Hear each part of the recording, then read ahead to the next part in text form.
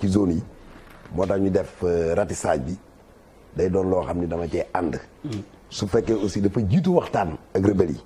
parce que man dama mës a gëm ni la solution en Casamance n'est pas une solution militaire mais elle est politique maanaam coowu Casamance bi dañ ko war a waxtaanee déggoo ko mais nag suñu demee ba nga xam ni gisoo koo waxtaanal mbaa ñi ngay waxtaanal. dañ dëgër bopp jàmmaarloo leen bëgg. état nag su keroogee dafa war a jël ay responsabilités mais su fekkee waxtaan lal defulu waxtaan dañ tëb rek utiliser la force. C'est pas une solution pour moi. Alors Félix, il y a beaucoup qui disent même que l'armée a gagné la guerre depuis longtemps. C'est aux politiques de gagner la paix. La paix, mais et pourquoi les camps là? Moi, je suis quelqu'un, un spécialiste qui ñetti camp la. On te dit xawma 2 ak 9 daanoon ak bii. Voilà ak base 2. 9 ak 9. Ibrahima Kompas Diatta moo leen doon commandé. Charles. man damay féliciter Barkaba suma rakk bu journaliste très très brillant journaliste. ñaan di ñaareel mooy di ñaan président vraiment ba mun a yokk avion yi mun a yokk bateau yi mun a yokk arme lourde yi waaw parce que dinañ ko waaw boo amee pétrole ak gaz foog nga fagar. foog nga am doole. Malang. moi je pense que en Casamance liy régler problème bi dëggantaan moom mooy réparer réduire les inégalités parce que y a énormément d'inégalités par rapport ak parce que dëkk bu bëree ay ressources bëri ay affaires. da nga koy sécuriser c'est bien mais également da nga koy désenclaver sur le plan économique sur le plan social c'est ça bu ñu ko régler mu naat. Bouba. waaw bon man je passe. yàlla na jàmm sax Sénégal partout. Casamance ça joue un rôle très important dans l'économie du pays na jàmm sax daal.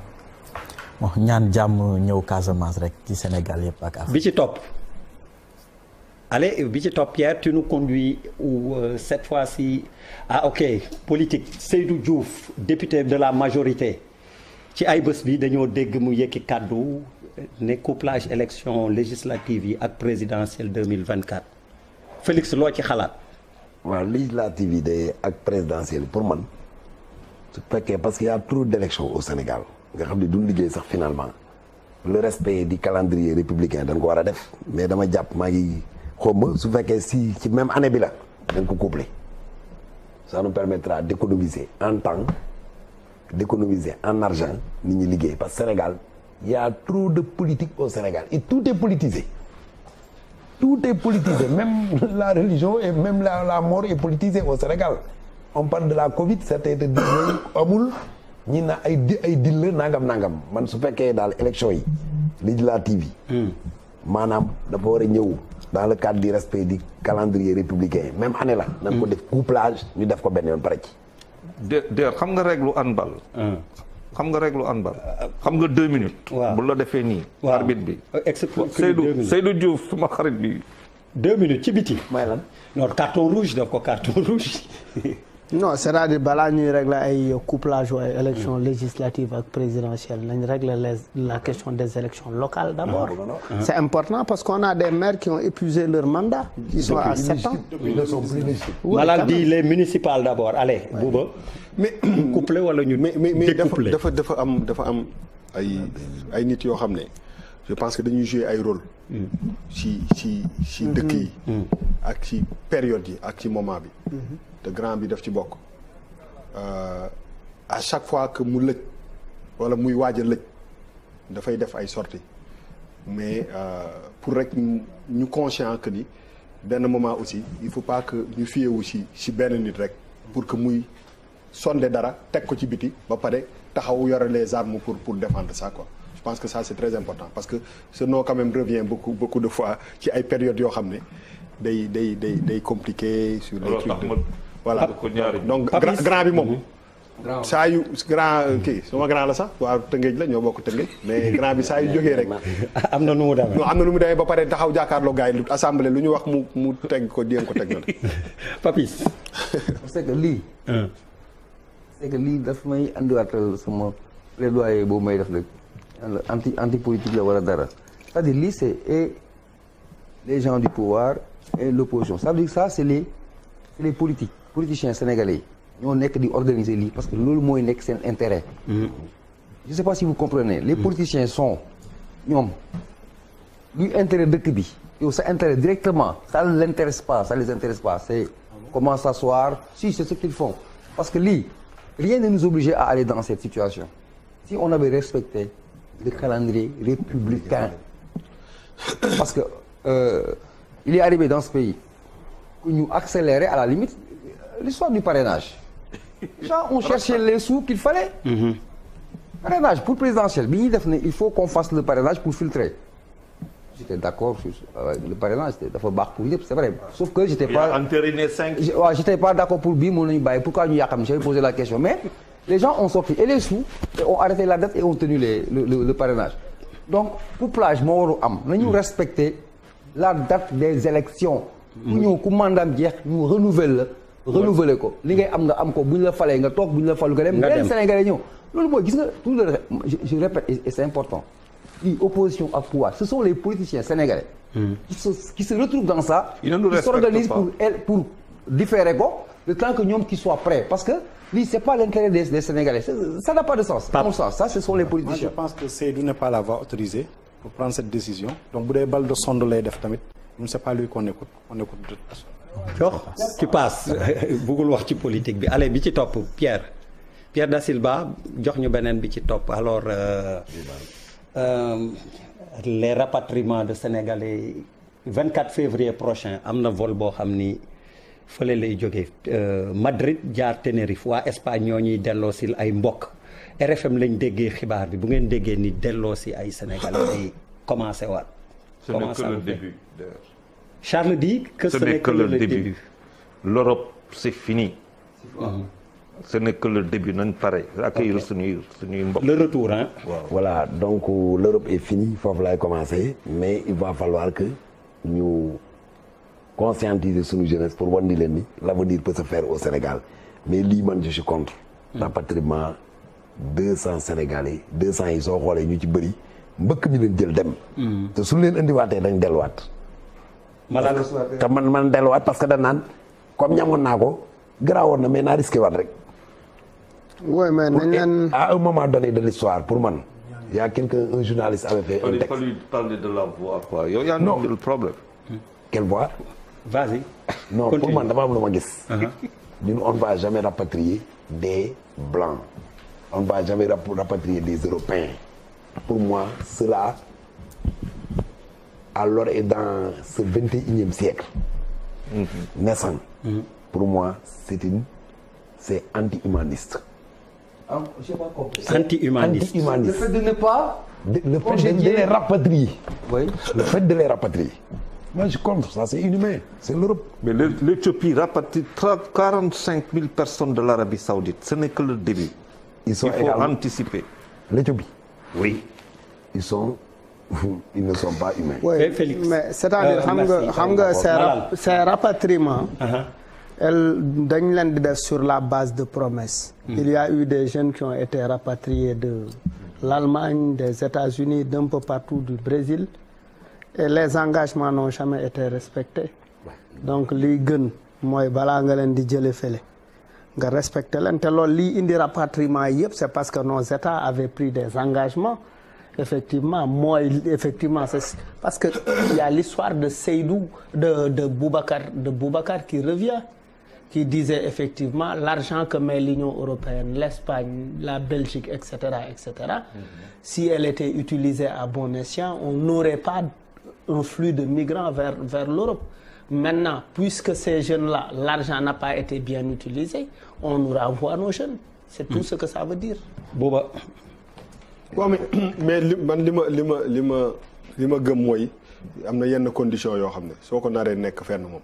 vraiment nga ñibbi si sa réew. On peut pas dire une chose et son contraire. Je pense que benn moment suñu dignité quel que soit lu mu difficile am na yenn yoo xam ne avec climat yi avec tellement de choses que c'est difficile ah ku sañoon tu sais nit yi dañuy wax ay nit yi dañuy jël gaal yeeg affaire yi mais yàlla xam na ni ku sañoon gars yi mën a tukki dem tekki indi ay affaire ñun ñëpp ay sénégalais lañu mais am na yenn conditions yoo xam ne pour man vraiment nekk si c'est très difficile parce que nañ koy natt ci sunuy mbokk ak sunuy kii mun na nekk sa frère wala sa cousin boo ko jotoon téléphone donc ko naan saa yu ñibbisil puis yàlla baax na boo ñëwee am na yenn yoo xam ne ñëw dem ca tool yi bay dundee sax moom moo ko gën. parce que waaw gis nga question bii war na tax ñu réfléchir ci comment on gère les fonds qu'on nous alloue pour qu'on lutte contre l'immigration irrégulière benn. waaw mais non mais dafa mais dafa am dara non dafa am xamul tax ma lay coupé. xamul tax ma lay coupé. waaw xam nga ñun. ñu nekk ci plateau bi man dama am benn responsabilité personnelle. ci plateau bi. bugguma ñu dugg ci benn affaire boo xam ne day impliqué man sama ay kii je vais pas commencer à développer ay thèses yoo xam ne nan la ñuy utiliser fu mu ne loo wax ci plateau bi man daf may engagé nan la ñuy utiliser fonds yeeg yooyu. vraiment c'est pas non loolu nga fi wax. ça doit nous amener à voir comment. damay on fait un peu attention. man yow gan nga. ma laaj am na retour bi mais yow comme gan nga. damay bañ ñu ne waaj na moo wax. man j'ai la liberté de ton. allez Félix. mais xam nga Félix. non j'ai la liberté de ton. Comment? J'ai posé une question. mais d'accord mais waaw moo tax ma ne la question posé nga ko waaye nañ kii. il a la voix de plus. Allez Pape Mat après non yow vas-y Pape Mat je reviens à Papis. Pape Mat vas-y. waaw je pense que Afrique moom dafa soxla ay doomam. l'Afrique a besoin de ces jeunes. et que Europe nekkatul mirage c'est un mirage du moins c'est une image qui est irréelle. nit ñi war nañ ko xam donc kii yeggu fa jóge ñii dem nañ demati te yaakaar naa ne bu meloon noonu ba ni toog nañ fa.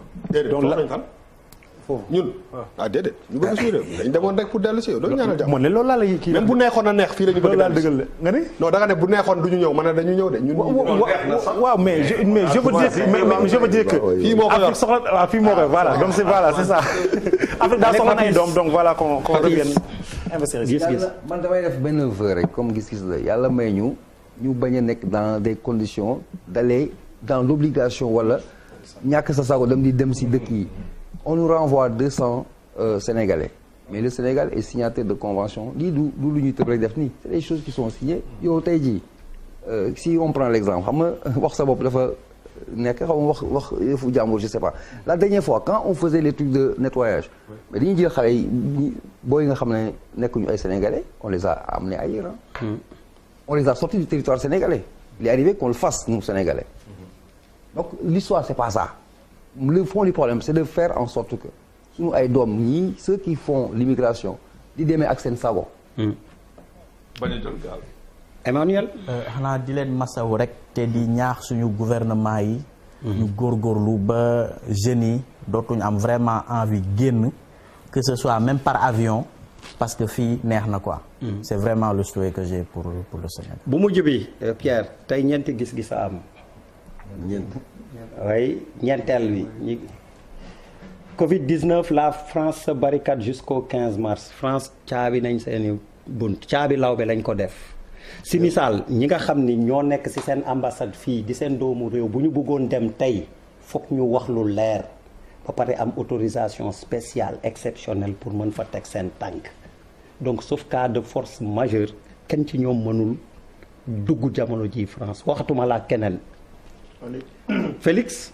mais France du Sénégal France Covid bi envergure bi mu fa am amee wu ko Sénégal donc je crois bien que ñoom su gisee ni nit di jugee bitim réew di dugg France danger la pour ñoom parce que aussi xam nga il faut que aussi nit ñi dem lire la peste de Camus ay quarantaine yi ñuy wax ak ay confinement ak ay nangam lépp mu ngi ci biir maanaam su pandémie amee mbaa épidémie am. épidémie waaw bu bàyyee. donc yow France peut-être li ñu def nii man je crois bien ils ont eu à réfléchir cette option. moo tax def il faut une faillite c'est comme quand tu parles de Camus la peste de Camus quand il y a eu en 430 avant Jésus-Christ la peste et que les gens disaient que si biir teen yi la doon juif yi doon di fi poser loolu yëpp ils ont failli c'est la fin de leur système xam nga affaire bi mooy lan dafa am benn garab bu ñuy wax ivermectine dafa am ay professeurs yu kàngam si àdduna nee nañu que ça pulvérise 5000 fois le virus dès la première prise ñu nekk ñu ko wax le professeur Barodi ak yeneen ñu ngi koy utiliser mu am ay kii ivermectine amul fenn te Afrique lañ ko doon utiliser pour l'essentiel contre l'onchocercose en prophylaxie ak kii wër naa fu ne fu ñu toll ñu tey bu ñu juum comme tubaab yi dañu juum dañu juum yu metti. Charles yow xanaa firme pharmaceutique yi da ngay liggéey ak ñoom. non dama la ne promotion garab. dama la ne gis nga tubaab bi bu ñuy commandé hydroxychloroquine pour leur armée. dañu ne ñoom duñ ko jël pourtant toute leur armée dañ leen jox hydroxychloroquine. toutes les armées laa la wax parce que dëkk dafa am loo xamante ne lu muy doxee. bu ñu kii nañu commencé ut fii lu ñuy fajee loolu mooy dëgg ji. Malal. waaw lii nii ñun ça nous épargne des cas importés au moins. Bouba. waaw man bon wax dëgg yàlla j'aime Paris daf ma neex nag. waaw namm naa ko de waaw et puis bon non j'aime Paris neex na ma et puis France neex na ma te jamono jii ñu toll nii. bëgg nga dem. non du loolu sax képp ku nga xam ne yaa ngi dem bay tëj say frontières pour nit ñi bañ fa dugg mooy jàq nga donc dama lay ñaanal. que nga génn si parce que benn moment aussi je pense que ñëppay war a am compassion si ñi nga xam ne ñooy jànkonteel parce que waaw non waaw mais d'accord mais Charles waaw d'accord mais man pour man moment bi du moment wu wax dañu juum rek quoi pour man wax fa dëgg yàlla maa ngi leen di ñaanal ñu génn si parce que c'est très difficile ah. comment tu vas waaw mais Charles man bugguma kii non da nga wax sa avis man ma wax sama avis dama ne tey jii nii man namm naa France ah. mais du sànq ba may wax journaliste tu m'as coupé. ah non yow kon loolu yaa ngi ci loolu ba léegi. oui. mais namm naa France namm naa Paris. mais et puis li fa xew nii maa ngi ñaan vraiment yàlla dimbale waa France. ba ñu tu veux aller en congé 3 mois. non mais du loolu non sérieusement je le dis mais honnêtement yéene naa que problème bii ñu nekk jànkonteel. yàlla dimbale leen si parce que c'est très difficile mais sans rien de plus. Papis paas na Pape Mad gars yi tëju nañ. contre feebar bi. en tout cas daal ñaan yàlla mu gaaw fi jóge rek. daal moom mat a ñaan. bu mën a demaat Paris ñun ñu mën a Paris de ñu di ànd. Emmanuel pour terminer. alors ñu ngi leen di gërëm di leen sant Emmanuel Diokh Pape Mad Diouf Félix Mboup àndoon ak ñun ci jàkkaarloo bi ba beneen ajjuma incha allah gërëm Baye.